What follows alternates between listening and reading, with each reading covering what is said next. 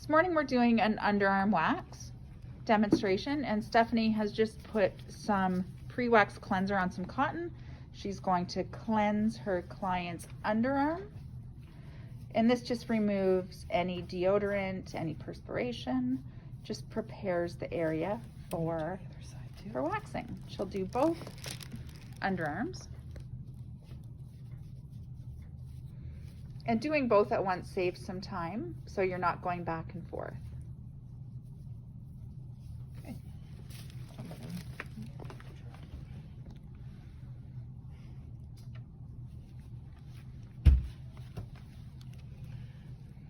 Steph's just gonna double check to make sure that the area is nice and dry. She's gonna use a Gibson towel just to, again, absorb any moisture that might be in the area.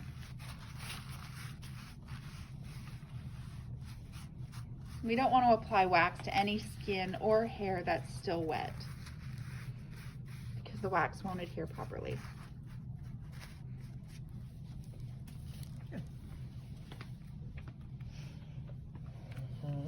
Use a little bit of talcum powder. Just a tiny amount, and then Steph's going to rub that in.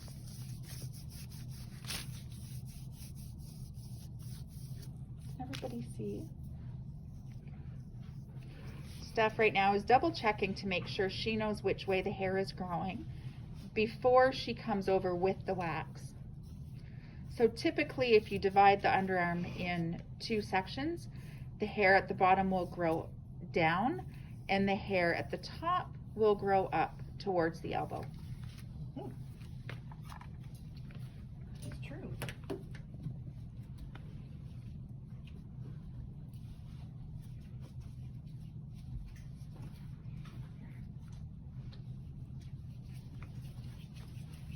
This wax has already been tested on the inside of Stephanie's wrist. She's going to start applying the wax right in the center, applying up towards the elbow in the same direction that the hair grows.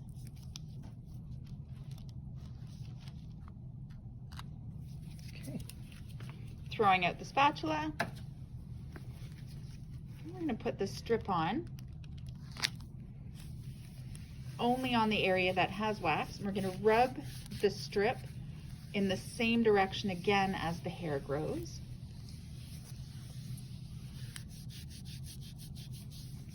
Okay. Can I get your hand? And have you pull nice and tight? Oh, Stephanie's going to put her hand down and pull quickly, removing that hair and immediately applying pressure to the area that was waxed.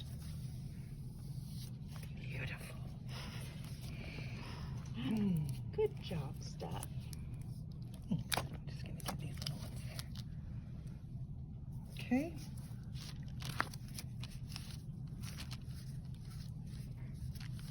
Just a little bit left So our here. client here has never had this done, so she's going to notice some amazing results. How are you doing? It doesn't feel bad at all. Like, it feels even better than when we were getting like the legs done, I feel like. Nice. Okay. Beautiful. We have some tiny little blood spots. Yeah. Okay, and again, that's completely normal. That happens because we've just removed some really coarse hair from some very delicate skin. And sometimes the opening of the follicle can stretch, causing a little bit of bleeding, and also because we have removed or disturbed the dermal papilla, which are the tiny little blood vessels at the bottom of the follicle that nourish the hair.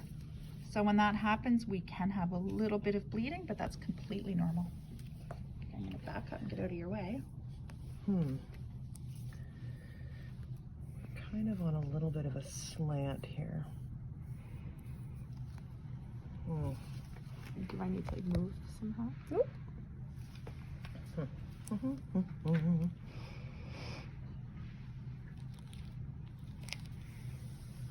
So Steph's determining the direction of the hair before she comes over with the wax, because you don't want to be standing twirling a stick, right? The spatula with wax on it, while you're trying to determine the hair growth.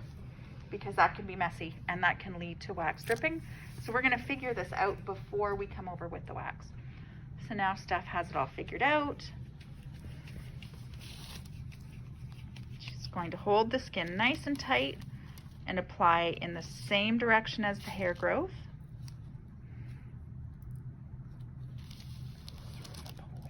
I'm going to do the pull in 2, okay?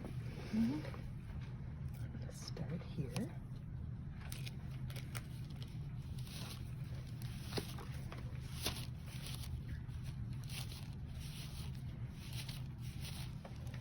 Pull right in here. Nice pull, Steph.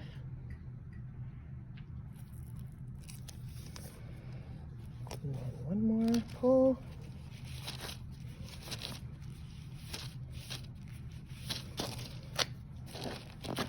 Notice how Steph holds a strip at the bottom before she pulls it, just to keep that skin nice and tight. That looks beautiful. Good job. Thanks. Mm. So satisfying. Mm-hmm. So now I'll just go in and clean up just these little spots. Yeah, good job. And then when Steph's all finished, we're going to apply some after wax lotion, just because that's going to be nice and soothing on the underarm. And then the final step, Steph will apply more powder again, because we don't want to send our client home with creamy feeling underarms, because that's just kind of like the wetness isn't a comfortable feeling on the underarms. So the very final touch, Steph will apply some powder. And that will be all done. Thank you, Steph. You're welcome, Lori.